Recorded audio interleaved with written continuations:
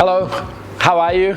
I hope you are as excited as I am. I'm really looking forward to spending with you next few months, tasting some coffees together, dialing in some coffees and talking about these coffees. I'm also want to warn you that the very first video, it's going to be a little bit longer. I was a little bit too keen and too passionate to talk about Matrix, so I do apologize. I also do apologize if the very first video with the Matrix espresso dialing is a little bit confusing. I promise you that second and third video we will make it a lot easier for you to follow and also a lot more enjoyable. So please hang in with me in the very first video. I also would love to let you know that feel free to reach out on my Instagram if you have any questions, any comments about the very first coffee. Maybe you're not getting as desired results as you would like to. I'm here to help you, guide you through the experience. Now, the very first coffee today, it's coming from Honduras, one of my most favorite origins, and it's coming from definitely most favorite region in Santa Barbara, and the farm is called Finca Aranita, and the producer name is Kelvin Panetta. Now, Kelvin is a very young producer. This is his very first harvest. What's amazing about this coffee, for me, number one is a region. So this region in Santa Barbara receives the biggest amount of rain in the entire country, which means there's naturally a lot more cloud. And that cloud cover would not allow sun to be exposed to the farmer to go through these trees. That reduces or slows down the ripening process from flowering all the way till we pick the red cherry. It's extended for additional 3 months, and which means that these trees are absorbing so much more nutrients for this extra 3 months, giving us really exciting coffees. Normally in this region, I find coffees with a lot of tropical notes and a lot of purple notes. We're going to talk about them a little bit more later on. The varietal, it's Bourbon, and some of us love Bourbons because they're very sweet. They, in my opinion, great espresso coffees, and together with these flavors, I'm sure we're going to be tasting some very exciting balanced coffees. Together, we're going to go through the Matrix and we're going to bring out all of these best qualities of this coffee. Let's do it. So in my opinion, the best age for Honduras Aranita is 6 to 8 days. If you prefer coffee that's a little bit more flavor driven and you don't really mind that intense blackcurrant tartaric acidity, 6 days is ideal. But if you wish to be a little bit more textural driven, a bit more sweetness to come through, possibly flavor intensity to drop a little bit, around 8 to 9 days, it's fine as well. I would highly recommend to freeze coffees. So as soon as you receive it, try to have it within that window, 6 to 8, 9 days. Put the coffees in the freezer. The way I would recommend to do it, feel free to use some of the small vacuum bags, or if you don't have vacuum bags, small tubes are okay as well. Generally for tubes we would recommend not to keep them in the freezer longer than a couple months. Coffee in these vacuum bags can last in the freezer for a very long time. Try to dose 21 grams in each one of the dose, and once you do that, have the coffee in the freezer for at least several days to stabilize. And once you do that, we can start dialing in Matrix. Alright, so welcome to Matrix. I know this looks a little bit messy and unorganized, but let me take you through it. And together we're going to actually discuss taste balance, tactile balance and the flavor. And if you're not really familiar with this, it's okay. We'll take our time. And we're also going to take you through it, how do we dial in these shots. So first thing you'll notice is the recipe. So what we normally write down here is how many grams we are putting in a portafilter, how many grams we're extracting. Then third one, we'll write down how many seconds. And also at the end, we're going to write down the temperature of the coffee machine.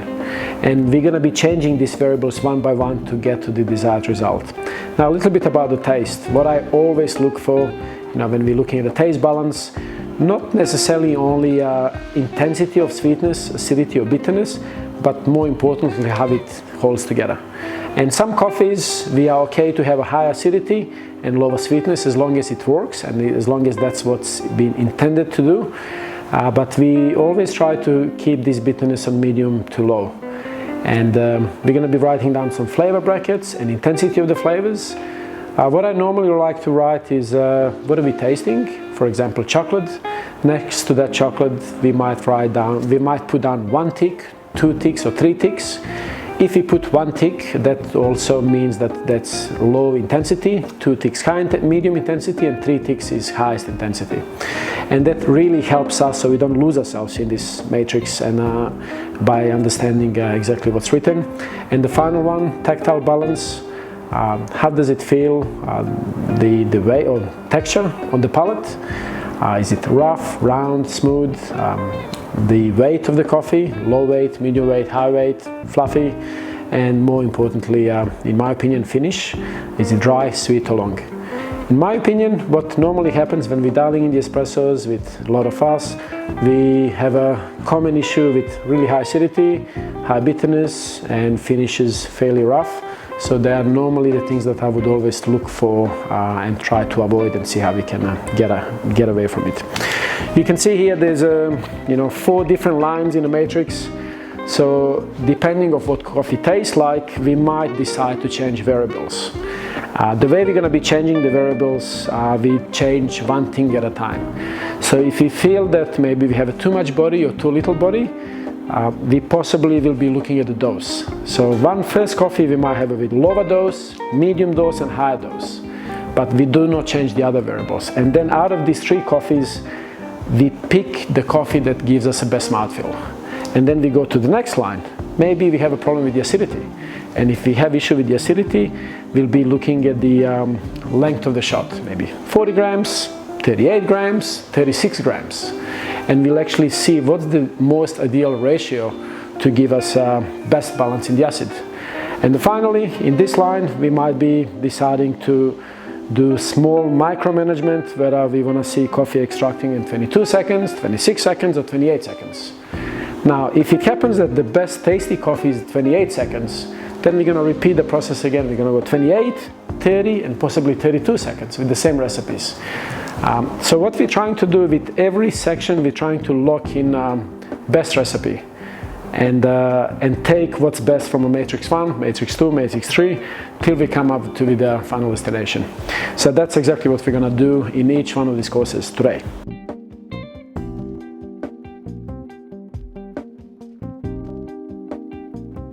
We're going to make 3 coffees.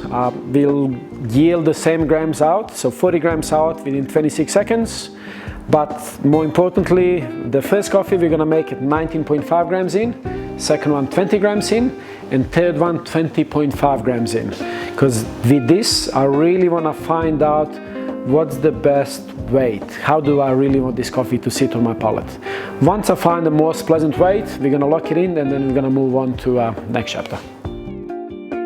Alright, so we've just dialed in a very first coffee with Honduras Anerita. And I'm gonna use the opportunity to talk about how coffee tastes like and also to introduce you to Matrix. But before we do that, let me just show you how this map works. So what we have here on the top, what we've written is the recipe. The coffee or this espresso I've dialed in. We have 20 grams in. We extracted 40 grams out in 26 seconds. On our machine, we can adjust the temperature. So temperature at the moment is 93.5. If you cannot adjust the machine temperature on your machine, it's okay, you can take that variable out. So what we're looking for when we're tasting coffees or scoring coffees, we're looking for taste balance. It's harmonious balance of sweetness, acidity and bitterness, flavor, what sort of flavors we're tasting in a cup, and really importantly, for me, most importantly, tactile balance, which is texture, weight, and how coffee finishes. In my opinion, most of the time when we dial in a coffee and we don't necessarily enjoy the taste, it's probably due to coffee having a low sweetness, very high acidity, and finishing fairly dry.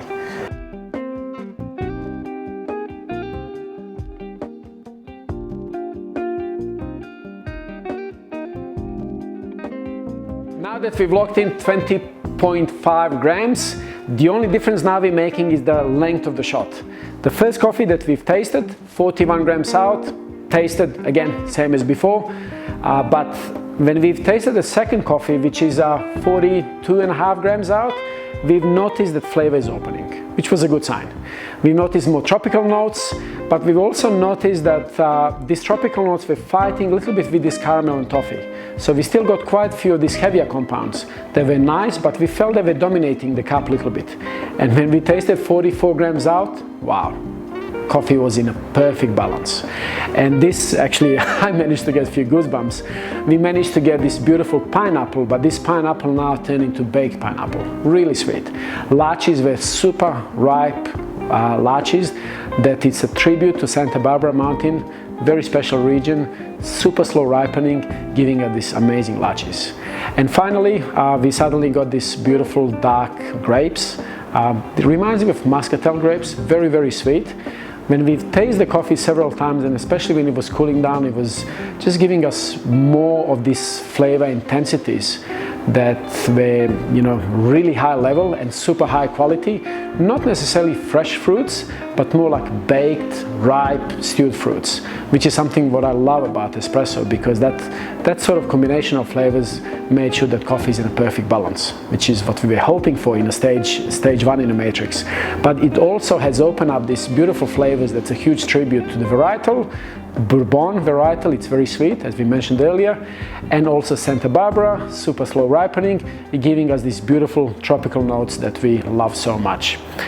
It's unbelievable coffee. I'm really looking forward cleansing my palate and making another final one so we can enjoy it together.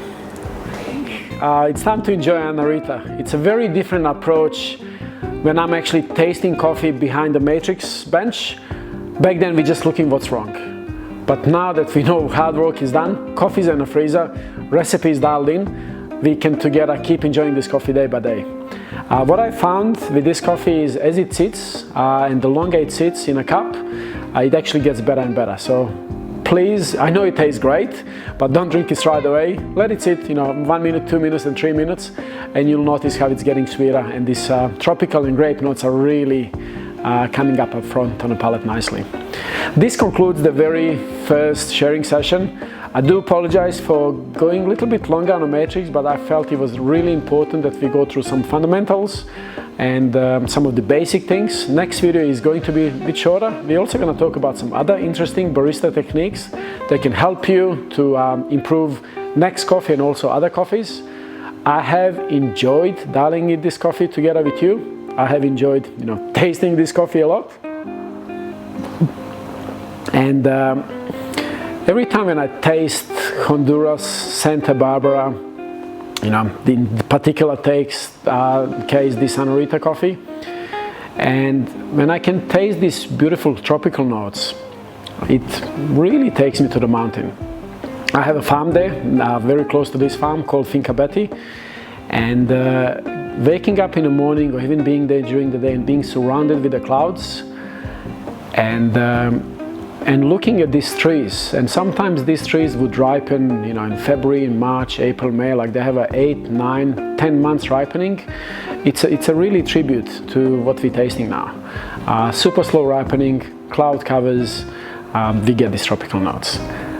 Another taste, I guess. This crazy grape-like sweetness, it's a Bourbon. A lot of us in a world of coffee, we love Bourbon because it's so sweet. And being able to have a minimum processing techniques, like the reason this coffee tastes so good, it's not necessarily due to heavier fermentation or the farmer doing some experimenting. It's quite opposite. We do very little. We just, hope that mountain can produce these amazing notes. We pick it when coffees are red, dry fermentation, that's really nice and simple.